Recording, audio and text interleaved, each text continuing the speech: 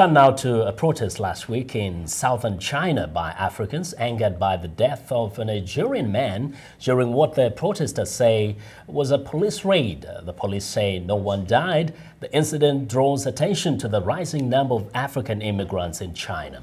VOA's Stephanie Hall reports from the southern city of Guangzhou.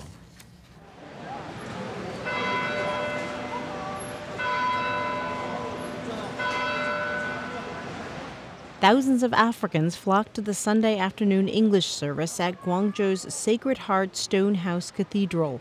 The church is packed, and wardens at the door keep stragglers from entering the overflowing sanctuary after the service has begun. In 2007, the Ministry of Commerce says China surpassed France to become Africa's #1 trading partner. Commerce between China and Africa reached nearly $107 billion last year, a historic high. Many of the estimated 20,000 Africans who now live in Guangzhou are there because of the growing business opportunities. But few want to talk to reporters. One reason may be that they themselves have dubious legal status.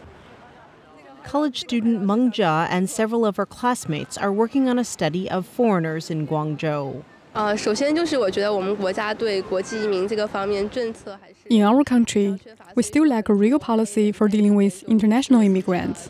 So many black people who are currently living here have an awkward situation.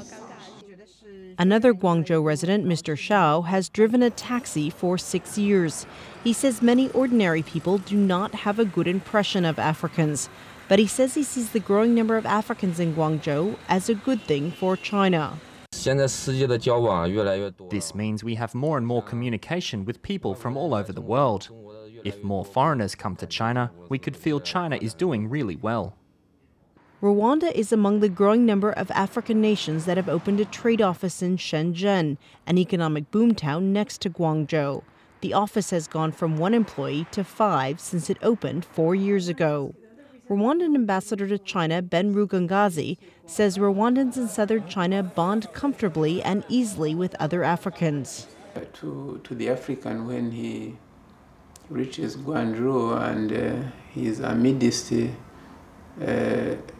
society that is very different culturally, linguistically, and he sees an African with whom he can easily communicate and identify himself with, there's that feeling of sense of oneness. The Africans in Guangzhou come from all over the continent and bring their customs and traditions along with them. People from Congo, Nigeria, and Mali have the largest representation in southern China.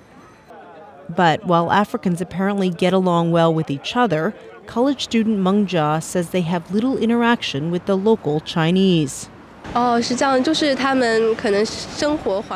live separated from Guangzhou residents, so these two groups don't know much about each other.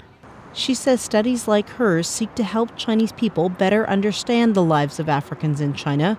This topic is taking on added urgency as the number of African residents in southern China continues to grow.